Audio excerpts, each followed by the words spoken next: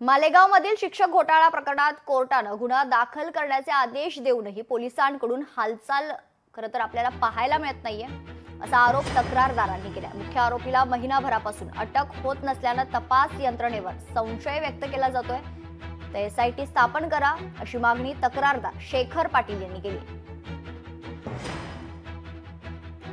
13 April 2025 रोजी महात्मा फुले शिक्षण संस्थेमध्ये शिक्षक शिक्षिका इतर कर्मचारी मध्ये प्रकरणात झालेल्या घोटाळ्या प्रकरणी मी छावणी पोलीस स्टेशन इथे तक्रार दिलेली होती, पण त्यांनी कुठलीही कारवाई न केल्यामुळे मी मेहरबान कोर्टाकडे दाद मागितली आणि कोर्टाने माझा अर्ज मंजूर केला आणि गेल्या 1 महिन्यापासून छावणी पोलीस स्टेशनला या गुन्ह्याचा तपास करून संशयित आरोपींना अटक करून कारवाई करण्याबाबत आदेश केलेले आहेत। मात्र 1 महिना झालेला आहे, अजूनपर्यंत मुख्य आरोपी छावणी पोलीस स्टेशनने अटक केलेला नाही। यामुळे माझ्या प्रकरणाची एसआयटी करून चौकशी करण्यात यावी ही माझी शासनाला विनंती आहे।